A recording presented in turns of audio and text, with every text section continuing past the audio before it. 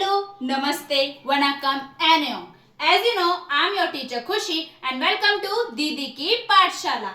आज हम क्लास 11 का हिस्ट्री का चैप्टर फर्स्ट पढ़ने वाले हैं जिसका नाम है बेटा लेखन कला और शहरी जीवन। ठीक है, तो 11th क्लास हिस्ट्री के फर्स्ट चैप्टर में, तो इस चैप्टर में अगर हम बात करेंगे तो इस चैप्टर में हम बात करेंगे जैसे अभी जिन बच्चों ने लिया होगा आर्ट सब्जेक्ट, तो हिस्ट्री एंड पॉलिटिकल साइंस को अलग से पढ़ना उनके लिए एक नया सब्जेक्ट, मतलब एज अ सब्जेक्ट आप पढ़ रहे हैं। अभी तक आपने सोशल साइंस में ही इन सबको इंटीग्रेट करके पढ़ा था, लेकिन अब हिस्ट्री जो है आपके लिए एक अलग सब्जेक्ट बन गया है। तो अब ये जो आपकी 11th क्लास की हिस्ट्री है ना बेटा, ये वर्ल्ड हिस्ट्री है। तो इस वर्ल्ड हिस्ट्री में जो सबसे पहला टॉपिक है वो क्या है आपका लेखन कला और शहरी जीवन, जिसमें हम विश्व की सबसे पहली सभ्यता के बारे में बात करते हैं। सबसे फर्स्ट सिविलाइजेशन ऑफ वर्ल्ड जो है आपकी मेसोपोटामिया सभ्यता, इसके बारे में हम इस चैप्टर में बात करने वाले हैं। ठीक है, तो सबसे पहले अगर हम मेसोपोटामिया के अर्थ के ऊपर बात करें तो मेसोपोटामिया का अर्थ क्या होता है, तो मेसोपोटामिया जो है ये दो शब्दों से मिलकर बना है, मैसो और पोटामस। ठीक है, तो मैसो जो है इसका मतलब होता है बीच में, ठीक है, और पोटामस का मतलब होता है नदी।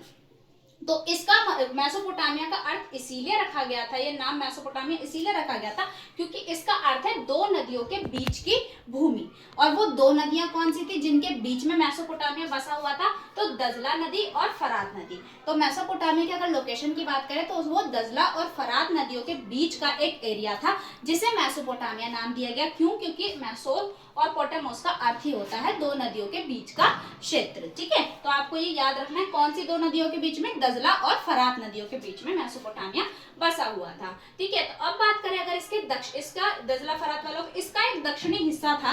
जो दक्षिणी हिस्सा क्या था, रेगिस्तानी हिस्सा था। रेगिस्तानी हिस्सा होने के बावजूद भी, ठीक है, रेगिस्तानी होने के बावजूद भी यहाँ पर सबसे पहले विकास हुआ। सबसे पहले विकास क्यों हुआ? क्योंकि नदियां थी इसके आसपास, तो सिंचाई के लिए इनको प्रॉपर पानी मिल गया। तो वो रेगिस्तानी एरिया में भी इन्होंने क्या करना शुरू कर दिया, फसल उगाना शुरू कर दिया। ठीक है, तो फसल उगी, यहाँ पर स्टेपी घास के मैदान बने, काफी कुछ देखने को मिलता है। ठीक है, मेसोपोटामिया की अगर हम बात करें तो यहाँ पर क्या था, यहाँ पर संसाधनों का अभाव देखने को मिलता है, कमी देखने को मिलती है। भोजन था तो भोजन के में इनके पास क्या था, अनाज था और खजूर, ये तो काफी भरपूर मात्रा में इनके पास देखने को मिलते थे। लेकिन अगर बात करें लकड़ी, पत्थर, धातु, तो ये जो चीजें थी इनकी कमी देखने को मिलती थी मेसोपोटामिया में। ठीक है, तो मेसोपोटामिया क्या किया करता था, व्यापार किया करता था। व्यापार किसके साथ, तुर्की, ईरान और खाड़ी के देशों के साथ व्यापार किया करता था और उनसे लकड़ी, पत्थर और धातुओं को मंगाया करता था और उनसे अपनी नीड्स को फुलफिल किया करता था। ठीक है, तो दक्षिणी एरिया क्या था, रेगिस्तानी था, दजला फरात नदियों के बीच का एरिया था, संसाधन इतने थे नहीं, कमी थी संसाधनों की। ठीक है, उसके बाद बोला जाता है मेसोपोटामिया में शहरीकरण, यानी कि मेसोपोटामिया के कुछ एरिया जो है वो क्या बन गए, शहर बन गए। ठीक है, शहरीकरण हो गया उनका। क्यों? क्योंकि इनको जरूरत थी आर्थिक संगठन बनाने की। ठीक है, डेवलपमेंट के लिए, विकास के लिए आर्थिक संस्थाएं बनाने की जरूरत थी। तो जो एरियाज डेवलप हो गए और आर्थिक संगठन केंद्र बन गए वो क्या कहलाए, वो शहरी क्षेत्र कहलाए। ठीक है, अब ये जो शहरी एरिया थे या शहरी क्षेत्र थे, यहाँ पर किस तरीके की गतिविधियां होती थी, किस तरीके का काम होता था, ये किस एरिया को इन्होंने शहरी नाम दिया। तो इन्होंने जहां पर भी व्यापारिक गतिविधियां होती थी, यानी कि बिजनेस से रिलेटेड, ट्रेड से रिलेटेड जहां पर भी एक्टिविटीज होती थी उनको इन्होंने क्या नाम दिया, उनको इन्होंने शहरी एरिया नाम दिया। तो व्यापारिक गतिविधियों में क्या आता है, जैसे विनिर्माण का कार्य हो गया। ठीक है, विनिर्माण का कार्य यानी कि जो भी संसाधनों से को यूज करके जो भी चीजें बनानी है उनको मार्केट तक पहुंचाने के लिए, तो जो जहां पर भी जो फैक्ट्री वाला वर्क है वो यहाँ पर हुआ करता था, विनिर्माण, और उसके अलावा व्यापार यहाँ पर हुआ करता था। और जो भी सेवाएं एक शहर में या एक देश में जरूरत होती है जिन सेवाओं की, वो सारी सेवाएं कहाँ से संचालित होती थी, कहाँ से चलाई जाती थी, मेसोपोटामिया के शहरों से चलाई जाती थी। ठीक है, उसके बाद बात करें तो यहाँ की जो प्रणाली थी वो कैसी प्रणाली थी, वो संगठित प्रणाली थी। संगठित प्रणाली की बात करें तो जैसे आपको पता है कि अनाज हो गया या कच्चा माल कहीं कहीं से मंगाया करते थे, तो वो कोई एक इंसान या एक संस्था तो नहीं कर सकती उस काम को, तो इसके लिए बहुत सारे लोगों की जरूरत पड़ती थी। तो वो बहुत सारे लोग क्या करते थे, संस्था बनाते थे, समूह बनाते थे, व्यापारिक समूह बने इनके यहाँ पर। ठीक है, सामाजिक समूह इन्होंने बनाए और उन समूहों का काम क्या था, इस व्यवस्था को देखना इनका काम हुआ करता था। अब इन बात ये भी आती है कि भाई इन्हें संगठनों की आवश्यकता ही क्यों पड़ी, तो संगठनों की आवश्यकता इसीलिए पड़ी क्योंकि जो भी क्रियाएं, व्यापारिक क्रियाएं हो रही हैं उनको व्यवस्थित करके रखने के लिए, उनके कामकाज को देखने के लिए एक व्यक्ति अकेला इसको नहीं कर सकता, तो ग्रुप एक काम करेगा, तो इसीलिए संगठन बने।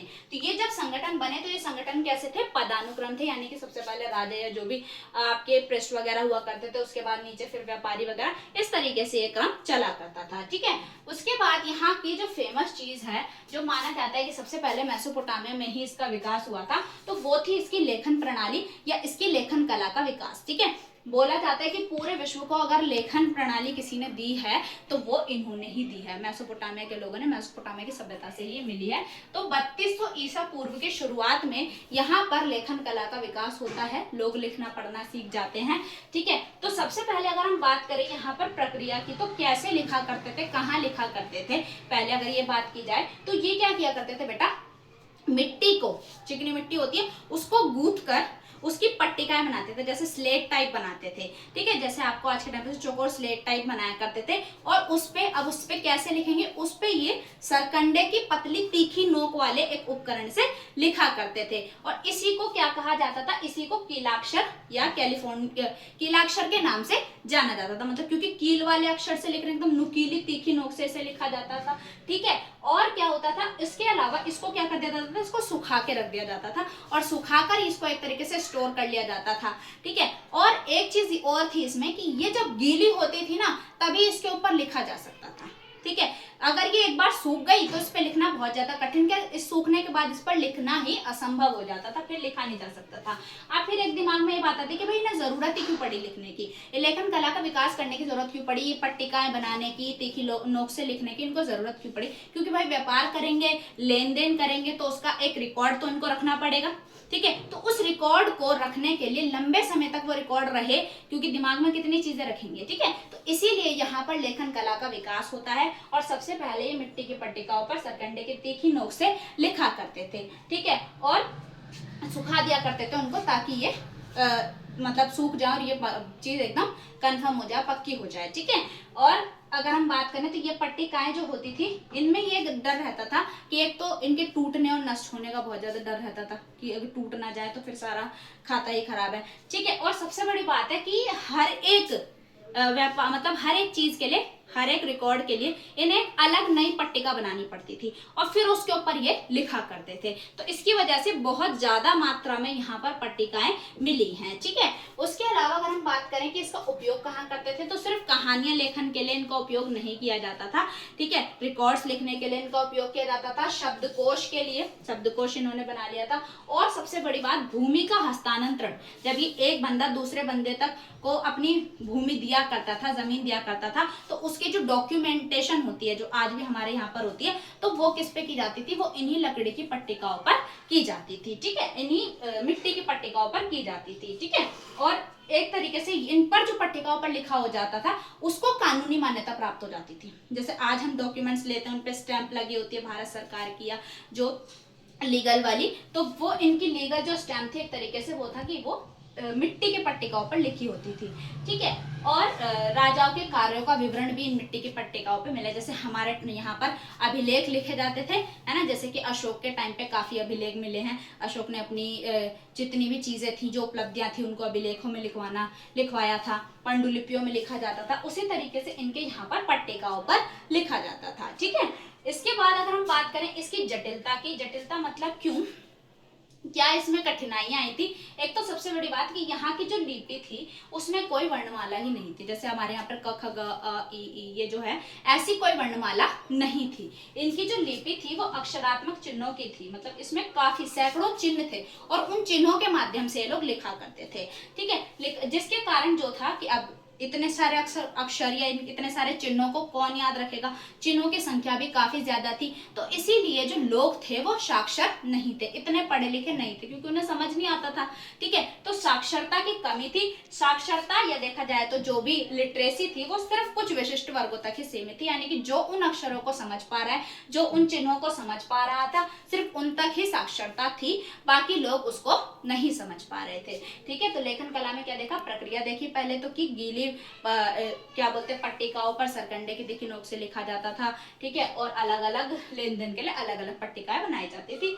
इनका उपयोग कानूनी भूमि हस्तांतरण की कानूनी मान्यता के लिए किया जाता था। इसके अलावा शब्दकोश के लिए, कहानियों के लिए। और लिपि की बात करें तो वर्णमाला नहीं थी, सैकड़ों क्या थे इसमें अक्षर या प्रतीकात्मक चिन्ह थे, जिनकी वजह से जो ज्यादा लोग साक्षर नहीं थे, कुछ ही लोग जो थे वो पढ़े लिखे थे और इस लिपि को समझ पाते थे, ठीक है। तो ये है आपका हिस्ट्री 11th क्लास की हिस्ट्री का चैप्टर फर्स्ट का पार्ट 1 जो मैंने आप लोगों को कंप्लीट कराया है आज, ठीक है। बहुत जल्द इसका पार्ट 2 भी आप लोगों के लिए आ जाएगा। मैं जानती हूँ अभी 11th क्लास में आप लोगों ने न्यू एडमिशन लिया है, एकदम से आप लोगों को का पढ़ने का मन नहीं कर रहा होगा, लेकिन ये वीडियोस मैं आपको इतनी ज्यादा बड़ी वीडियोस नहीं बनाती हूँ कि आप लोग ना देख सकें। बहुत छोटे वीडियो में मैं आपको सारी इन्फॉर्मेशन देने की कोशिश करती हूँ, तो आप लोग जरूर इन वीडियोस को देखा कीजिए, आपको बहुत ज्यादा हेल्प करेंगी ये वीडियोस। और साथ ही साथ आप अकेले ना देखकर अपने फ्रेंड्स के साथ भी इन वीडियोस को शेयर कीजिए, ठीक है, ताकि उन बच्चों की भी हेल्प हो जाए, ठीक है। तो यही मैं कहूंगी कि ये वीडियो आपका पार्ट 1 था, बहुत जल्द पार्ट 2 आप लोगों के लिए आएगा। आपको चैनल को सब्सक्राइब करना है, ज्यादा से ज्यादा वीडियो को शेयर करना है, अपने डाउट्स एंड क्वेरीज को कमेंट करना है, ताकि नेक्स्ट वीडियो के लिए मेरे लिए वो बहुत ज्यादा हेल्पफुल रहे, ठीक है। तो अभी के लिए thank you and thanks for watching.